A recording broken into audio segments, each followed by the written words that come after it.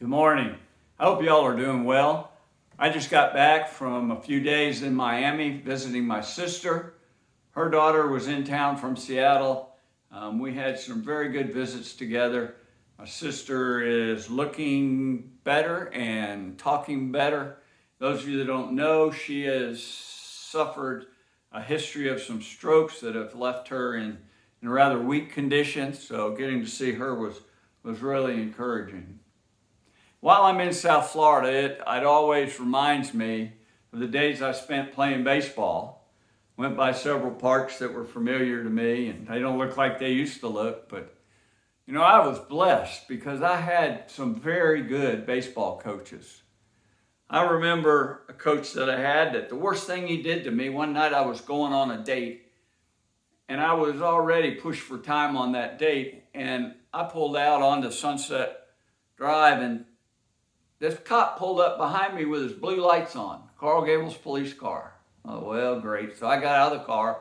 We used to do that in those days. Today, they want you to stay in the car, but back then we'd get out of the car.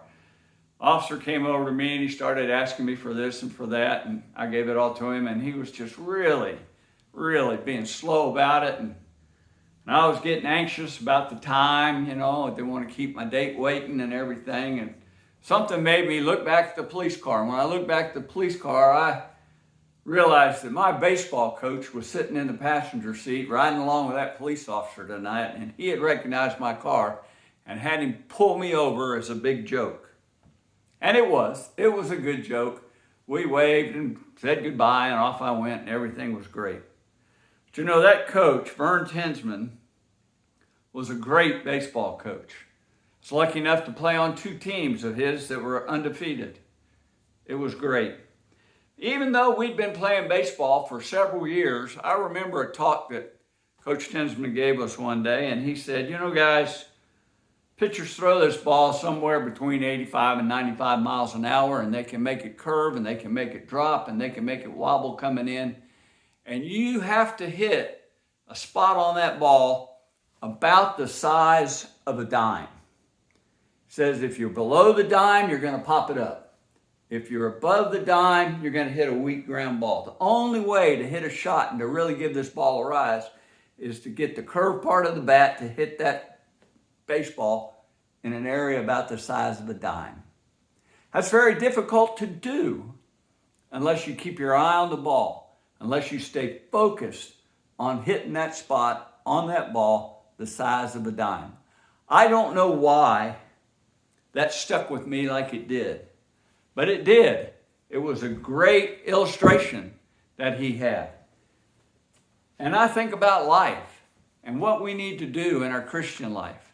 And it's all about staying focused and keeping our eyes on Jesus Christ. This morning, I want to read to you from Hebrews chapter 12, beginning in the very first verse.